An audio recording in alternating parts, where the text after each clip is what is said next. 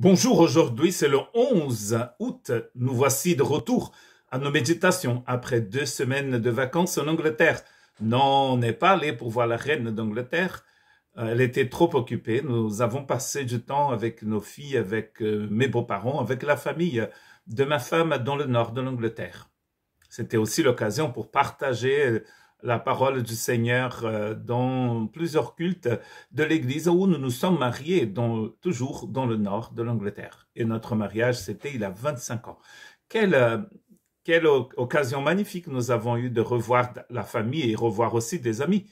Nous continuons donc notre méditation dans le livre d'Apocalypse. Et aujourd'hui, je voudrais lire avec vous dans Apocalypse chapitre 1, verset 13. Et au milieu des 7 chandeliers, quelqu'un qui ressemblait à un fils d'homme, vêtu d'une longue robe, ayant une ceinture d'or sur la poitrine. Je vous rappelle que Apocalypse veut dire révélation, et c'est la révélation de Jésus-Christ. Et donc voici le début d'une très très grande révélation de Jésus-Christ, où Jean va recevoir donc des visions, où il va voir le Christ, et il va le décrire selon la façon dont il a vu, dont il a pu le faire d'ailleurs, avec les moyens qu'il avait.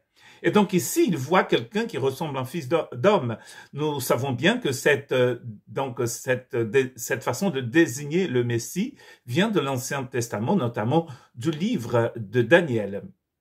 Mais Jean en parle aussi dans le chapitre 5, verset 27, et lui a donné le pouvoir de juger parce qu'il est le Fils de l'homme. Donc c'est le Christ lui-même qui dit qu'il est donc le Fils de l'homme. Il se déclare, donc il prend pour lui donc ce titre messianique. Il est lui-même le Fils de l'homme. Et il dit que le Fils de l'homme a le pouvoir de juger. Et c'est cela que nous voyons aussi dans la vision de Jean, parce qu'il est vêtu d'une longue robe ayant une ceinture d'or sur la poitrine. Or, cette robe ici était la robe du juge, mais aussi la robe du grand sacrificateur. Et nous allons voir que ce Fils de l'homme va remplir en fait tous ces deux ses offices, l'office de juge et c'est aussi de grand sacrificateur. C'est celui qui est venu pour nous donner, nous apporter le salut, pour nous donner la rédemption, mais c'est lui aussi qui vient pour juger les vivants et les morts. Et lui a donné donc le pouvoir de juger parce qu'il est le Fils de l'homme. Ça, c'est très important. C'est presque un message apocalyptique parce que dans Apocalypse, le Christ qui vit et règne pour les siècles des siècles, il peut le faire parce qu'il est le roi des rois et le seigneur des seigneurs. Ici, il est le Fils de l'homme, donc il juge. Il est venu pour cela. Il est en train d'accomplir ça, la fonction par laquelle il a été désigné. Jacques, chapitre 5, verset 9, nous dit que nous ne devons pas, en fait, juger les uns les autres, mais parce que le juge lui-même est à la porte. Et ce juge qui est à la porte, c'est le Seigneur. Et personne d'autre n'a le droit de juger parce que nous ne sommes pas Dieu, alors que le Fils de l'homme, c'est le Messie. Dans Hébreux chapitre 4, versets 14 à 16, nous allons trouver donc ce Fils de l'homme qui est en fait le grand sacrificateur. Ainsi, puisque nous avons un grand souverain sacrificateur qui a traversé les cieux, Jésus, le Fils de Dieu, demeurant ferme dans la foi que nous professons. C'est une exhortation à des gens qui voulaient regarder en arrière, qui pensaient à revenir à leur religion. C'est très important, mes frères et sœurs, de savoir que le Christ n'est pas une religion. Il est la vie éternelle. Le Christ est la vie éternelle. Il n'est pas une religion.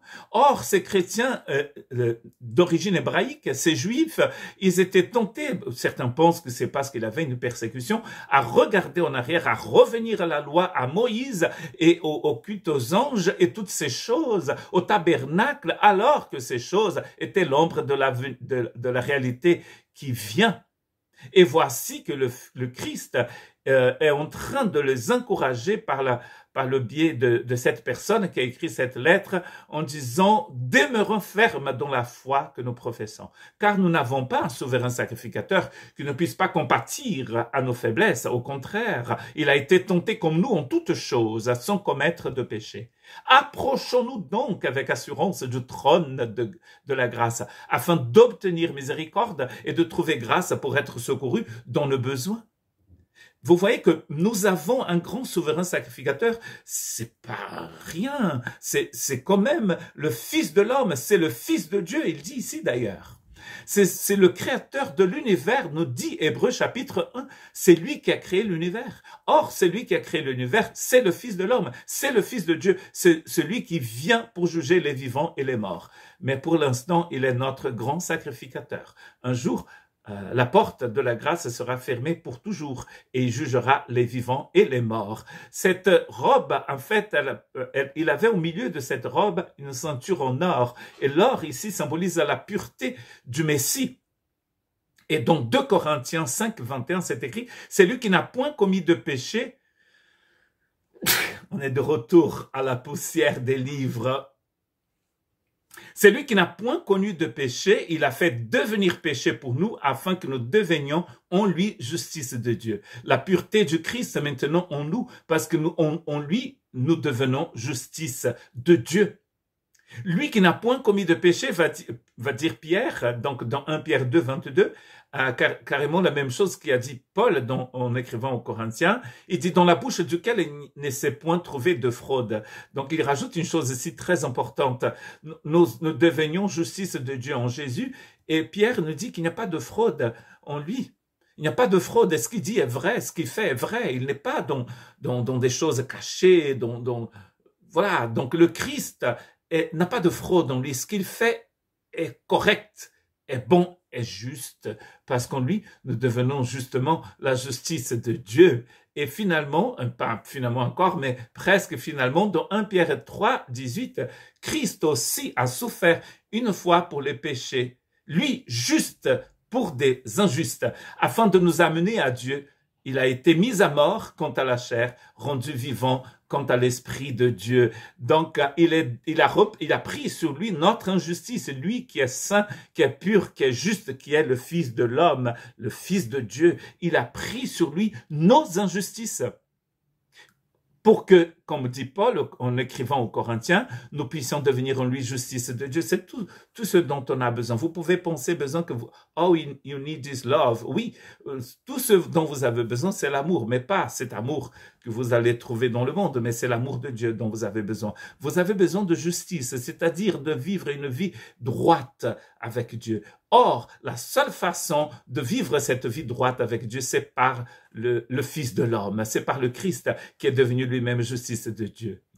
Dans Hébreux chapitre 4, verset 15, « Car nous n'avons pas un souverain sacrificateur que nous puissions compatir à nos faiblesses. Au contraire, il a été tenté comme nous en toutes choses sans commettre de péché. » C'est ça, le Fils de l'homme, avec une robe et une ceinture d'or. C'est ce grand sacrificateur qui nous approche de Dieu. C'est par lui que nous arrivons au Seigneur. C'est par lui que nous allons connaître le cœur de Dieu. Que Dieu vous bénisse.